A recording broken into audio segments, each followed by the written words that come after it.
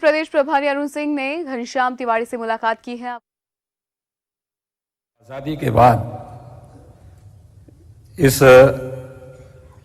पहले अखिल भारतीय राजभाषा सम्मेलन के लिए उत्तर प्रदेश की धरती को चुना और उसमें भी काशी को।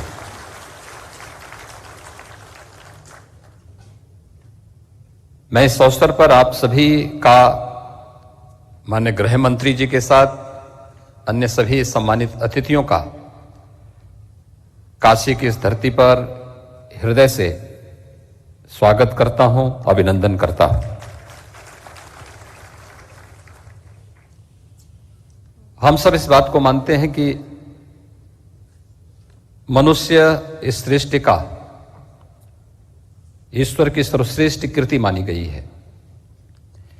इस सर्वश्रेष्ठ कृति इसलिए है क्योंकि ईश्वर ने हमें अभिव्यक्ति का एक माध्यम दिया है और अभिव्यक्ति का हमारा माध्यम है हमारी भाषा। देश के अंदर और दुनिया के अंदर सर्वाधिक बोली जाने वाली जो भाषा है वह है हिंदी। लेकिन हिंदी की उपेक्षा आप इसी से समझ सकते हैं कि इस सम्मेलन को आयोजित करने में भी आजादी के बाद 75 वर्ष लग गए और वह भी तब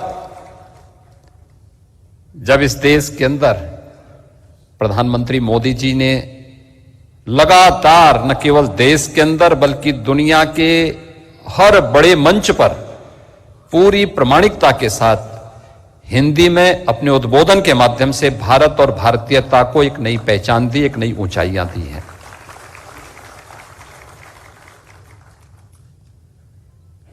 काशी के साथ तो बहुत कुछ ऐसा जुड़ा हुआ है। याद करिए, हिंदी की ही जो बोलियां हैं, भोजपुरी है, अवधी है, ब्रज है, बुंदेलखंडी है, राजस्थानी है, मगधी है, ये सभी हिंदी से जुड़ी हुई है क्योंकि हम सब की एक लिपि है, वह देवनागरी लिपि है और सभी लोग उस लिपि के माध्यम से ही अपनी बोली, अपनी भाषा को आगे बढ़ाते हैं। तुलसीदास जी ने यहां पर जब रामचरितमानस की रचना करना प्रारंभ किया था, कहते हैं भगवान शिव ने कहा कि नहीं, संस्कृत में तो पहले ही भगवान वेदव्यास ने लौकिक संस्कृत में दुनिया का एक सर्वश्रेष्ठ काव्य रचा है, आज से हजारों वर्ष पहले रचा है, लोक भाषा में इसे रचो। और आपने देखा होगा भगवान शिव की प्रेरणा से अवधि में रचा गया रामचरितमानस कैसे जन जन को अपने साथ जोड़ने में सहायक है। पिछले सैकड़ों वर्षों से आपने देखा होगा, रामलीलाओं का माध्यम हो, समाज को जोड़ने का माध्यम हो, देश की स्वाधीनता की अलख जगाने वाला माध्यम हो, रामचरितमानस घर घर में, मुझे लगता है कि कोई ऐसा सनातन हिंदू धर्म का ऐसा घर नहीं होगा जिसके घर में रामायण या रामचरितमानस न रखा हो और लोग उसकी पूजा न करते हो। मुझे 3 वर्ष पहले भारत सरकार के सहयोग से मॉरिशस जाने का अवसर प्राप्त हुआ था।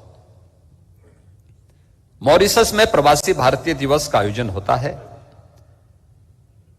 तो मेरे लिए उत्सुकता थी क्योंकि मॉरिशस में जो बहुसंख्यक आबादी है वह इस भोजपुरी क्षेत्र की है। तो जब मैं उनके पास गया था तो मेरे मन में एक उत्सुकता थी कि लोग कैसे यहां पर आए, क्या करते हैं, कैसे बोलते हैं, उनका रहन सहन कैसे है। तो वहां पर कुछ गांवों की जो बस्तियां थी वहां पर मुझे जाने का अवसर प्राप्त हुआ। आप याद करिए कि वे लोग जब यहां से गए थे वे विशुद्ध रूप से मजदूर थे, पढ़े लिखे नहीं थे। पढ़ाई लिखाई के नाम पे उन्हें एक अक्षर नहीं आता था। लेकिन अपने साथ रामचरितमानस की पोथी लेकर के गए थे। मैंने उनकी वर्तमान पीढ़ी से पूछा, मैंने कहा क्या आप लोग या आपके पूर्वज क्या इसको पढ़ना जानते थे? कहते नहीं,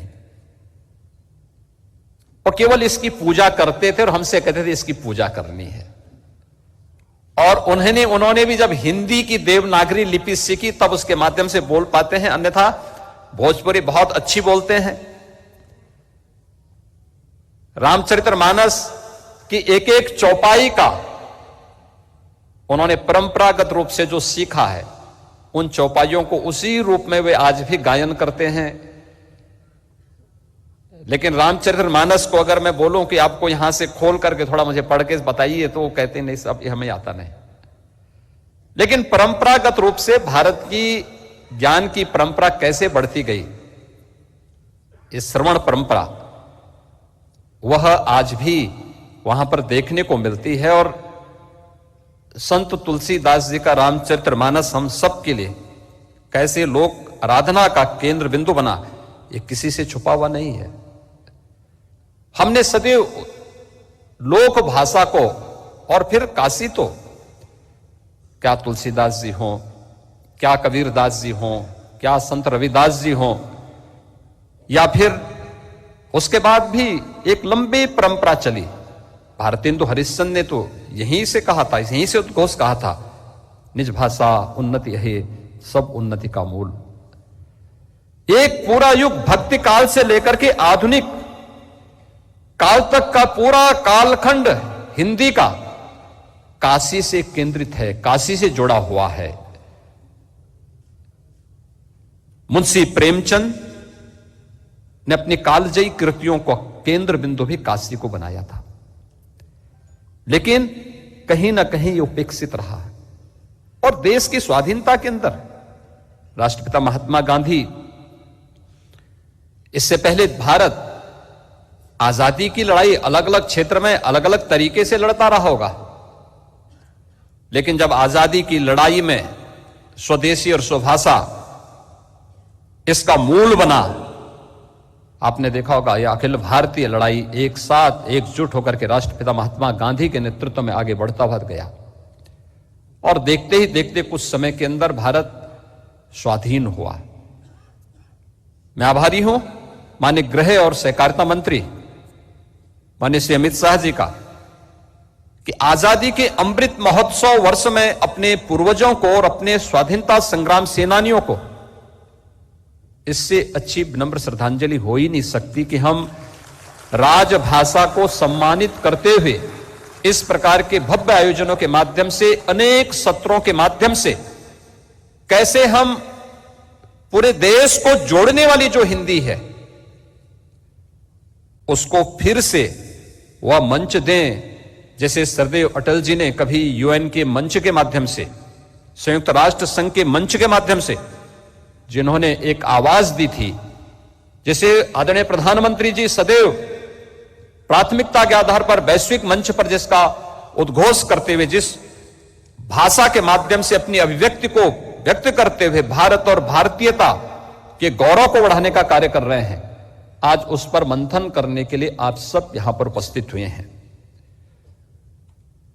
मुझे बताते हुए प्रसन्नता है कि उत्तर प्रदेश शासन इस दिशा में लगातार प्रयास कर रहा है। और उत्तर प्रदेश में हमने हिंदी संस्थान